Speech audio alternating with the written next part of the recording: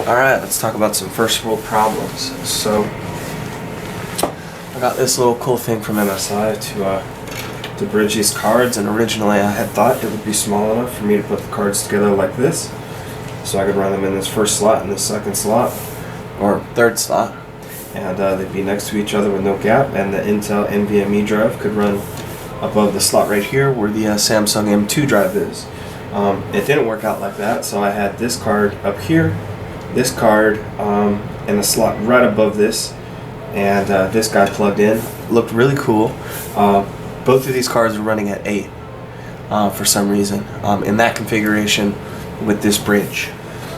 Removing this card, leaving this card in the number 1 slot, it would run at 16, and then putting this card here and then leaving this card up here and running one of the longer SLI bridges. They both were running at 16. As soon as this Intel NVMe drive was reintroduced to the system in port, what is this? So this is PCI 1, PCI 2, PCI 3. So as soon as this was put in either PCI 2 or PCI 3, which only showed up as an available 8-lane slot, the Intel drive would show up in both 2 and 3 at 4 speed. So what I did was I put the Intel NVMe drive in the first slot. So it's a 16-lane slot. It's running at 4, which it should be running at. If I put it in the bottom slot all the way down here, it causes the Samsung M2 drive to run at ×2 instead of x4, or whatever the proper terminology is. I'm not going to get too technical for you in that regard. So the cards right here, the Intel or the Samsung NVMe drive is now running at x4. This drive, or this card right here, is taking up PCI slots 2 and 3. So this is showing as a physical card in both at 8. So it looks like I have 3 cards installed, which is kind of weird. I guess I have to run GPU-Z to figure out if this is actually running at 16 or not. Now, because of PCI lanes and how everything works with the world and all that stuff, it really doesn't matter if one of these cards is running at 16 or not, because neither of them go fast enough to drive that. So it's not even a big deal. 8 is fast enough for that, and anybody that has a processor that's not 40 lanes, I have a 5690 in here, you should be well aware if you're running more than one card. You should have enough lanes to run 2 cards, I believe it is, an SLI, and you'd run those at what, x8? That's 16, you'd have x4, so you'd still be able to run an NVMe drive at full speed with 2 cards. Theoretically, if somebody knows how to make their motherboards. In this particular case, I updated the firmware on this board to 1.21 or 1.2. I think it was 1.1 was what the board came with, and then I updated it to 1.2, and then I tried to revert it back to 1.1 because I was having these weird PCI lane assignment issues with this motherboard. So the other thing I was having problems with, and now because I have the cards in this configuration, it's no longer taking me 5 minutes for the computer to post. And that was something that was really bothering me as well. I really was loathing restarting this thing. So now, cards in this configuration. The other problem is that I installed the killer network drive suite or something like that, and it bricked my Windows installation. So Windows will boot and it'll freeze, and then the computer will just go into an endless reboot cycle. I can get into safe mode, but I can't uninstall anything in safe mode, which is super fucking awesome.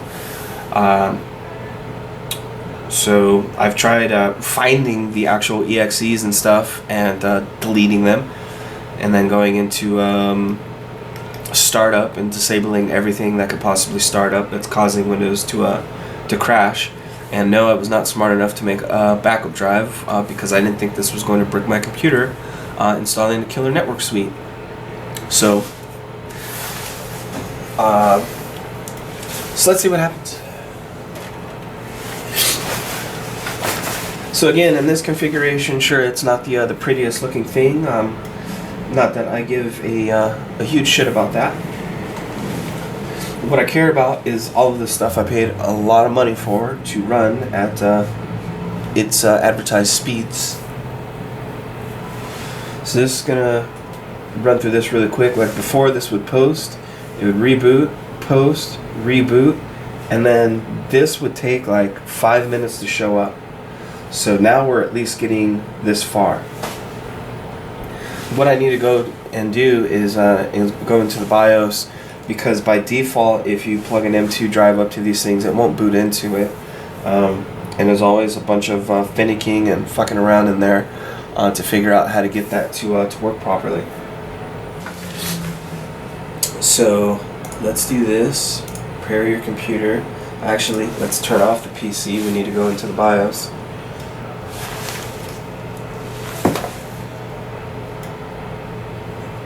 Aside from all of the little stupid problems I'm having with this, I really do like this motherboard. And pretty much all of the products that I bought, and I'm not just saying that because I paid a lot of money for them. Because I did. A lot of money. But you're not supposed to have buyer's remorse about something that you wanted to buy and put together and enjoy. So let's do this. Settings, boots. What are you talking about? All right. So legacy UEFI. That's good. Turn that shit off. Turn that off. Brown. BRB. Alright, so you see the post screen, reboot and select props. So this is like the whole weird NVMe thing that I deal with. You are the boot master. Settings.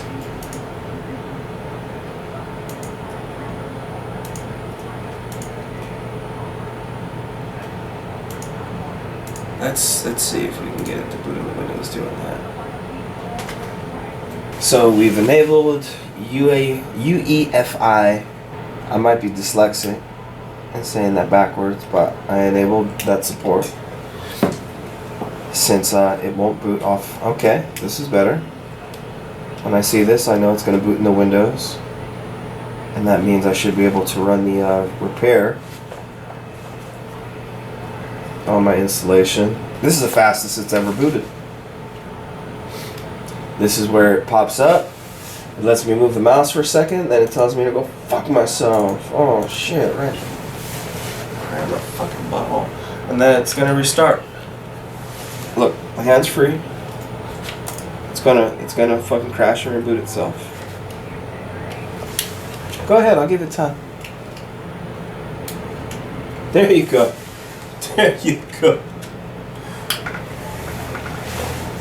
Right in the pussy. Right in the pussy. Fuck it. 6. YOLO. YOLO swag. It would be nice if I could just uninstall and reinstall things.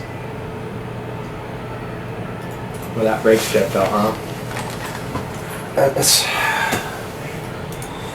It's like you get in the control panel, get in the apps here, apps and features, yada yada yada, and it won't let you fucking delete anything. It's this fucking piece of shit right here. Uninstall. Just fucking get out of there. So let's see. CCleaner. Windows won't let me uninstall it. Yeah, uninstall that shit. The Windows installer service cannot be. Come on.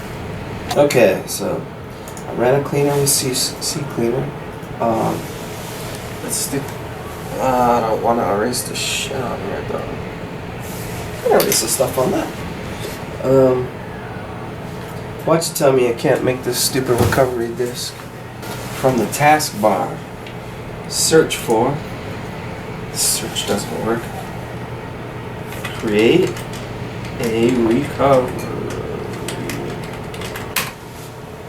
That's because search doesn't work in safe mode.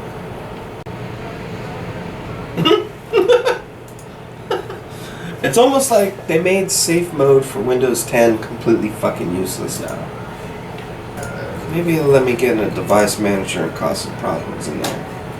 If I can just boot this shit up and delete. Come on. Yeah. Disable. Yep. Disable all that shit. Matter of fact, uninstall. Get out of here. Let's see if yellow swag worked. And if I can get this to boot without any problems, I'm gonna go ahead and I'm gonna run all of the benchmarks again to see if we're still getting the same amount of marks or more. Should be faster because the hard drive's faster now. Or running at its advertised speed. So Windows, it's gonna boot. Is it gonna lock up? Is it gonna lock up? Oh fuck, I think we have Bush. Let's see if we can actually restart this thing. So I'm not running like any overclocks or anything right now, so the CPU, when it's just chilling, kind of goes down to like baby hertz. Damn. I'm a fucking buzzkill. I had to get rid of that cool little bridge. I'm so fucking butthurt about this shit. I would be too, man. That was cool fucking. How to waste $30. Thanks, Obama. I wanted to be like all these cool dudes on YouTube and build like a cool looking fucking computer. I got dicked on the cables. And now I'm getting dicked on this little USB thingy. Or this SLI bridge. Because it doesn't fit. It's too big. That's what she said, right?